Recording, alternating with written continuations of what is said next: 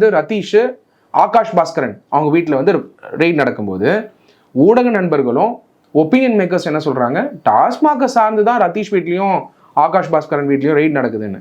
அது இருக்கலாம், இல்லாமல் இருக்கலாம். இது வரைக்கும் டாஸ்மாக்னால தான் ரதீஷ் வீட்டில் ரெய்ட் நடக்குது, ஆகாஷ் பாஸ்கரன் வீட்டில் ரெய்ட் நடக்குதுன்னு எங்கேயுமே என்ஃபோர்ஸ்மெண்ட் டைரக்டரேட் அஃபீஷியலா எக்ஸ் தளத்திலையோ ட்விட்டர் பக்கத்துலையோ சொல்லலை. ஆனால் நீங்கள் இப்போ இருக்கலாம் இல்லாமல் இருக்கலாம்னு சொல்றீங்க. இல்லை, C we are not the fact finder. We are no one before the government. We only can decipher. நம்ம வந்து மேக் அவுட் பண்ணலாம், ஓகே இது மாதிரி இருக்குன்னு, based on the opinion. Expert journalist சொல்கிறது, பீப்புள் விசில் ப்ளோவர் இருப்பாங்க, அவங்க சொல்லக்கூடிய விஷயத்தை பேஸ் பண்ணி தான் நம்ம இதை யூகிக்கிறோம். பட்டு ஆக்சுவல் ஃபேக்ட்ன்றது என்ஃபோர்ஸ்மெண்ட் டைரக்டரேட் அவங்களுடைய எக்ஸ் தளத்துலையோ அதாவது ட்விட்டர் பக்கத்துலையோ அவங்களுடைய அஃபீஷியல் ஹேண்டில்லேருந்து சொல்கிற வரைக்கும் நம்மளால சொல்ல முடியாது எந்த ரீசனுக்காக ஆகாஷ் பாஸ்கரன் வீட்லையும் ரதீஷ் வீட்லையும் ரெய்ட் நடந்ததுன்னு.